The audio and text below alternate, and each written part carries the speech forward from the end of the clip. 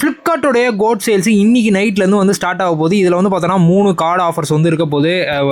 ஒன்று ஐசிஐசிஐ, அப்புறமா bank of Baroda, அதுக்கடுத்து வந்து பார்த்தோன்னா ஹெச்எஸ்பிசிக்கான பேங்க் ஆஃபர்ஸ்லாம் வந்து இருக்க போது. இதில் இந்த மாதிரி ஆஃபர் டைம் அப்படின்னு வந்தாலே நம்மள பல பேர் ஐஃபோன்லாம் என்ன ரேட்டுக்கு ப்ரோ வருது அப்படின்ற மாதிரி தான் பார்ப்போம். இந்த வாட்டி வந்து பார்த்தோன்னா ஐஃபோனுடைய 17 வந்து பார்த்தோன்னா ஒரு நல்ல டீல்னே வந்து சொல்லலாம். ஏன்னா நீங்கள் கார்டு ஆஃபர், அதுவும் ஃப்ளிப்கார்ட்டோடைய ஆக்சிஸ் கிரெடிட் கார்டு யூஸ் பண்ணி வாங்குறீங்க அப்படின்னீங்கன்னா நீங்கள் எஃபெக்டிவ் ப்ரைஸாக வந்து பார்த்தோன்னா கேஷ்பேக்கு ஃபஸ்ட்டு டேரெக்டாக 74,000 வந்து வாங்குவீங்க. அது மட்டும் இல்லாமல் 5% டிஸ்கவுண்ட்டும் இருக்கும். அது வந்து பார்த்தோன்னா நம்மளுக்கு 2 மாதம் கழிச்சு நம்மளுடைய ஸ்டேட்மெண்ட் வந்து அட்ஜஸ்ட் ஆகும். அதெல்லாம் எல்லாத்தையும் கழிச்சு பார்த்தோன்னா 70,000 உண்மையிலே 256 GB வேரியன்ட் தான் பேஸ் வேரியன்ட். ஸோ செம வேல்யூ ஃபார் மணியாக இருக்கும். இல்லைப்பா என்கிட்ட ஐசிஐசி கார்டு தான் இருக்குன்னா 23,000 வந்து வாங்கிக்க முடியும். இதை தாண்டி வந்து பார்த்தோன்னா 16 பொறுத்த வரைக்கும் வந்து பார்த்தோன்னா 61,000 அப்படின்னு சொல்லிட்டு பக்கத்துலேயே ஸ்டார் வந்து போட்டு வச்சிருக்காங்க. அந்த ஸ்டாருக்கான அர்த்தம் வந்து எப்படி இருக்க போகுது அப்படின்றது தெரியல.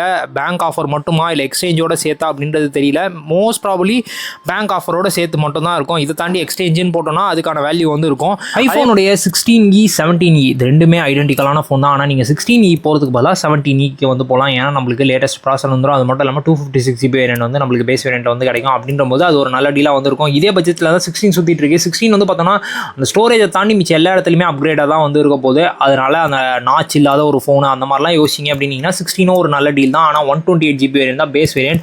ஸோ அதையும் வந்து நீங்கள் வந்து மனசில் வந்து வச்சுக்கோங்க. இதை தாண்டி வந்து பார்த்தோன்னா நீங்கள் பேட்டரி ரொம்ப இம்பார்ட்டன்ட் அப்படின்னு நினச்சிங்கன்னா 16+ இதே இதில் தான் சுற்றிட்டு இருக்கும். அதுவும் பேஸ் வேரியன்ட் 128 GB வேரியன்ட் தான்.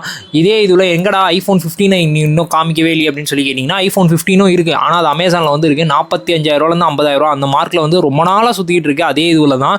அதுவும் 128 GB வேரியன்ட் தான். இதை தாண்டி நிறைய ஆஃப்லைன் ஸ்டோர்ஸ்லாம் வந்து நான் கேள்விப்பட்டேன். நம்மளோட நண்பர்கள்லாம் வந்து சொன்னாங்க, ப்ரோ 16 இல்லை 16+ இதெல்லாம் 256 GB வேரியன்ட் நல்ல டீலுக்கு வந்து கிடைக்குது. ஃப்ளிப்கார்ட்டை விட சூப்பரான டீலுக்குலாம் வந்து கிடைக்குது ப்ரோ அப்படின்ற மாதிரி வந்து சொல்லியிருந்தாங்க.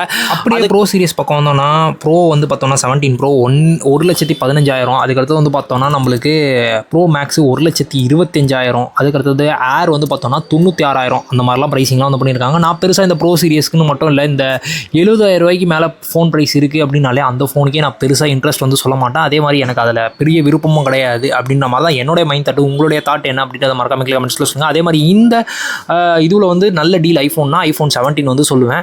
இல்லை நீங்கள் ஐஃபோன் 15 போகிறீங்க அப்படின்னீங்கன்னா அந்த 50,000 மார்க்குள்ளே அது ஒரு பெட்டரான ஃபோனு.